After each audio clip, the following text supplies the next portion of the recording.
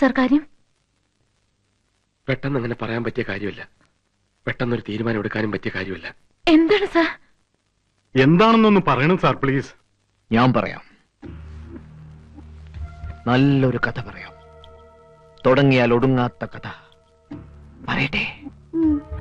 പണ്ട് പണ്ട് ദേ ഈ പട്ടം കണ്ടിട്ടുണ്ടോ? തീ കൊണ്ടുള്ള പട്ടം, തീപ്പട്ടം.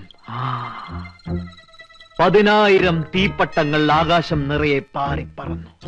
അപ്പോ ചൂടുകൊണ്ട് കടലായ കടലുകളെല്ലാം വറ്റി.